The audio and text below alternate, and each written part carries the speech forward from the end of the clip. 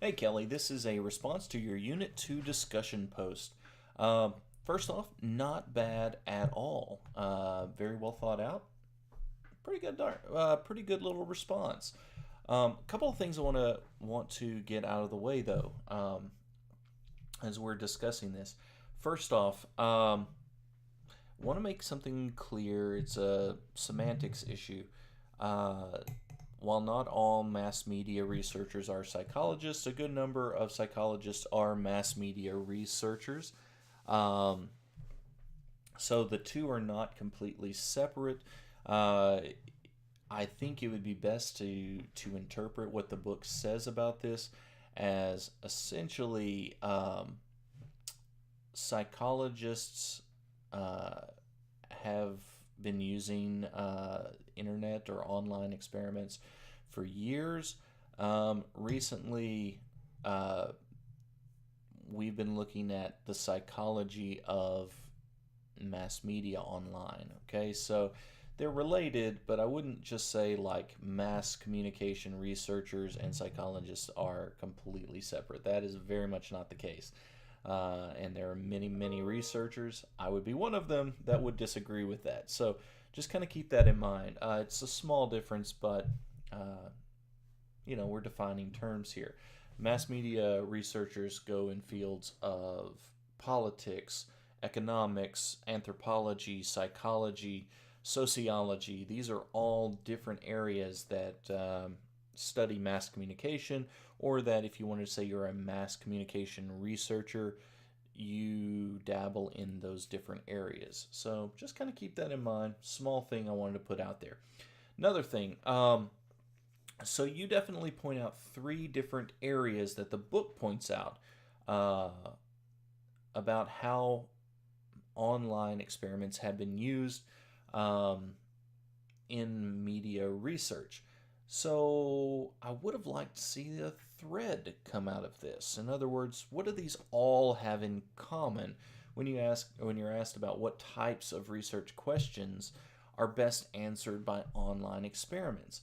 So you talk about the Cho, Greg, and Wal Wal Zach Katz 2008 study, as well as the Williams 2006 study. So, what do these all have in common? Well, in all of these situations, we are talking about meeting the subjects largely where they are online. So, online banners, online,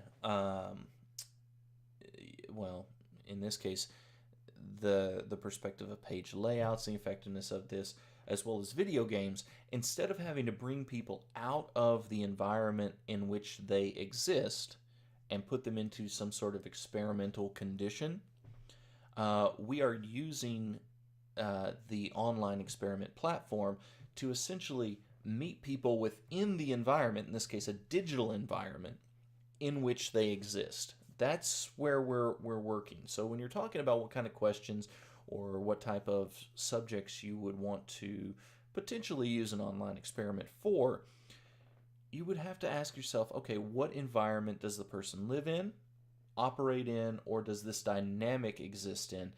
And then, is it an online environment? If it is, then possibly could be the best way to experiment with this, or to use, or I'm sorry, to examine um, this topic.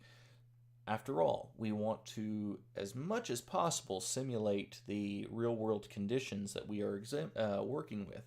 If I take someone out of their normal habits, bring them into a lab environment, put them in front of a computer with a bunch of monitors on them, um, then I am creating an intrinsically artificial environment. Could work, might not. There are plenty of confounding and mitigating variables that would need to be taken into account. If I, on the other hand, catch people as they go through eBay, for example, and I ask them about their perspectives of it. Well, these are eBay users using eBay, and I'm asking them about their perspectives. Well, that's as normal and natural of an environment as I can possibly get in this case. So that's where those online experiments really do come in, and that's where they thrive. So it's something you may want to consider. We're looking for that theme, that thread that connects all three of the ones that you give. Now, on that same line, you do talk about the disadvantages of the online survey, and you just sort of list out terms.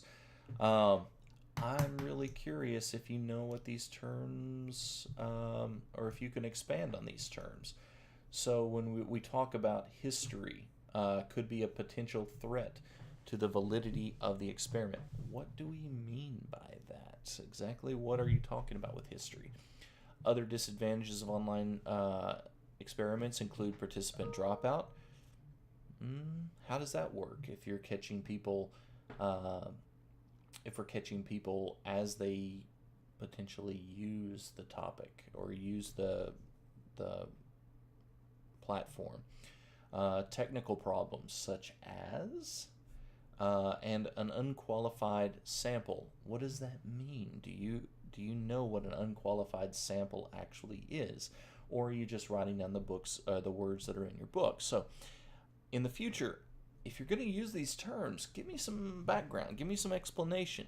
Now, I'll tell you one of the biggest things, or two of the biggest things that kind of mitigate in online experiments, particularly online surveys, is first off, not knowing that you're dealing with the same person or the person that you think you're dealing with. So there are bots out there. Um, if you're doing an online survey or an online experiment over time, there's nothing that would keep, in some cases, me from doing it one week, you from doing the experimental condition the next week, you getting your kid to do it the week after that. How do we make sure that the person that is supposed to be my sample, or my subject is actually the subject? That's a very, very difficult thing when you can't see the person that's supposedly doing this. Same thing goes with mail out surveys as well. You could have your kid fill it out and then just fill out the information, the demographic information for mom and dad or something. So these are all pitfalls of various types of experiments and